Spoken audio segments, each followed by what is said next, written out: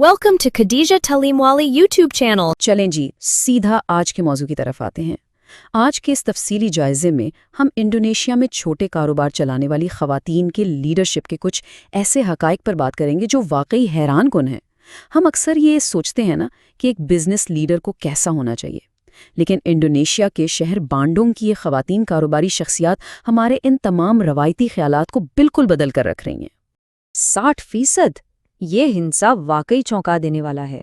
ذرا سوچیں، انڈونیشیا میں تقریباً 5.5 کروڑ چھوٹے اور درمیانے درجے کے کاروبار ہیں جنہیں ایم ایس ایمز بھی کہا جاتا ہے، اور کمال کی بات یہ ہے کہ ان میں سے 60% کاروبار مکمل طور پر خواتین چلا رہی ہیں۔ یہ کوئی چھوٹی موٹی بات نہیں ہے، معاشی لحاظ سے یہ ایک زبردست طاقت ہے، اور اسی لیے یہ سمجھنا بہت ضروری ہو جاتا ہے کہ یہ خواتین گراؤنڈ پر اپنے کاروبار کی قیادت آخر کرتی کیسے ہیں۔ تو آج ہم جن اہم نکات پر بات کریں گے ان میں کاروبار میں انڈونیشین خواتین کا کردار، لیڈرشپ کے روایتی تصورات، بانڈونگ کے روزمرہ کاموں کا جائزہ، مشکل وقت سے نمٹنے کے طریقے، فیصلہ سازی کا عمل اور ایک قابل موافقت یعنی اڈیپٹیبل لیڈر کی خوبیاں شامل ہیں۔ یہ دیکھنا بہت دلچسپ ہوگا کہ کتابی باتیں اصل زندگی میں کیسے بدل جاتی ہیں۔ سب سے پہلے بات کرتے ہیں لیڈرشپ کے دقیانوسی تصورات کی۔ علمی دنیا میں لیڈرشپ کو عموماً کن خانوں میں بانٹا جاتا ہے؟ آئیے دیکھتے ہیں۔ تو لیڈرشپ کے دو بالکل الگ نظریات ہیں۔ ایک طرف آمرانہ انداز یعنی آٹوکریٹک سٹائل ہے، جسے عام طور پر مردانہ سمجھا جاتا ہے۔ اس میں لیڈر کا فوکس صرف کام پر ہوتا ہے، وہ سخت فیصلے کرتا ہے اور سیدھی ہدایات دیتا ہے۔ دوسری طرف جمہوری انداز یا ڈیموکریٹک سٹائل ہے، جسے اکثر زنانہ روپ میں دیکھا جاتا ہے۔ اس میں باہمی تعلقات، گرمجوشی اور مل جل کر کام کرنے پر زور دیا جاتا ہے۔ لیکن سوال یہ ہے کہ کیا اصل زندگی کے لیڈرز واقعی ان دو خانوں تک محدود رہتے ہیں؟ بالکل نہیں۔ اس چیز کو سمجھنے کے لیے ہرسی بلینچارڈ کا فریم ورک بہت مددگار ہے۔ شروعات کرتے ہیں شراکتی انداز یعنی پارٹیسپیٹنگ سٹائل سے۔ اس میں ایک لیڈر ہدایات تو کم دیتا ہے، لیکن اپنے ملازمین کی جذباتی اور پروفیشنل سپورٹ بہت زیادہ کرتا ہے، یعنی وہ ماتحتوں کو خود آگے بڑھنے کا پورا موقع دیتا ہے۔ دوسرا سٹائل ہے کوچنگ کا۔ یہاں لیڈر سخت ہدایات دینے کے ساتھ ساتھ بھرپور سپورٹ بھی فراہم کرتا ہے۔ مطلب فیصلے تو لیڈر خود کرتا ہے، لیکن عمل درآمد کے دوران وہ اپنے ملازمین کا ہاتھ تھام کر انہیں ہر قدم پر سکھاتا ہے۔ ایک طرح سے استاد والا کردار۔ اب اس ماڈل کا ایک اور پہلو دیکھتے ہیں جسے اختیارات تفویض کرنا یعنی ڈیلیگیٹنگ کہتے ہیں۔ اس انداز میں لیڈر کا عمل دخل سب سے کم ہوتا ہے۔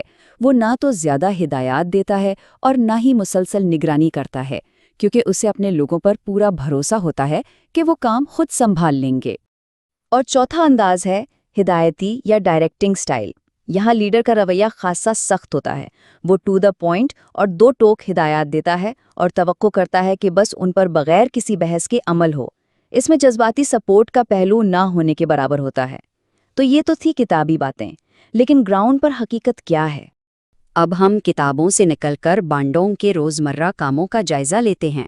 چلتے ہیں IWAPI بانڈونگ کی فیکٹریوں کے اندر۔ جب ہم مختلف کاروباروں کا موازنہ کرتے ہیں تو ایک بہت پتے کی بات سامنے آتی ہے۔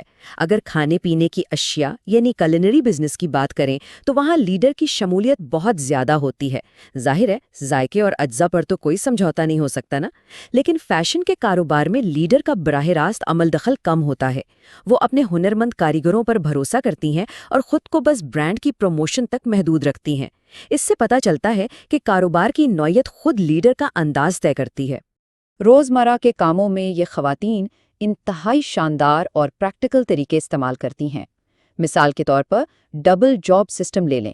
ہر ملازم کو ایک سے زیادہ کام سکھائے جاتے ہیں تاکہ ایمرجنسی میں پروڈکشن نہ رکے۔ پھر چونکہ یہ خواتین گھر اور کاروبار دونوں سنبھالتی ہیں تو وہ واٹس ایپ اور لائن جیسی ایپس کے ذریعے ہر وقت رابطے میں رہتی ہیں۔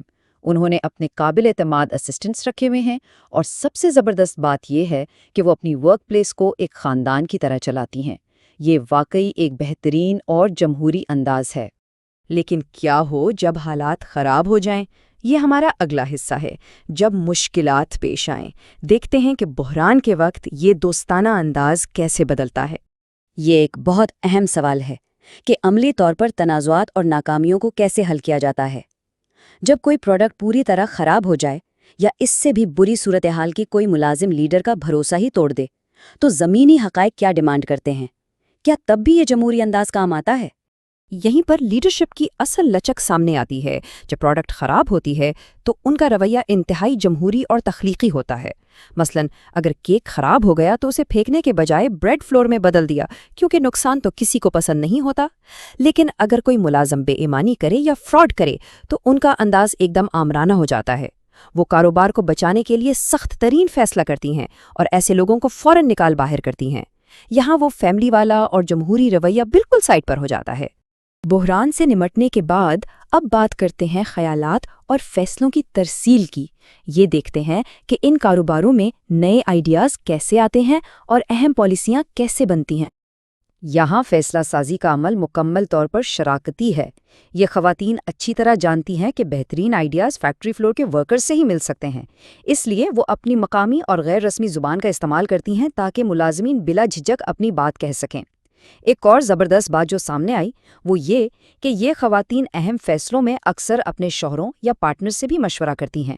اس کا ہرگز یہ مطلب نہیں کہ وہ خود فیصلہ نہیں کر سکتی، بلکہ وہ جذباتی فیصلوں سے بچنے اور ایک متوازن سوچ اپنانے کے لیے ایسا کرتی ہیں تاکہ کاروبار ذاتی پسند ناپسند کا شکار نہ ہو۔ اور اب ہم آتے ہیں اپنے حتمی نتیجے کی طرف، ایک قابل موافقت یعنی اڈیپٹیبل لیڈر۔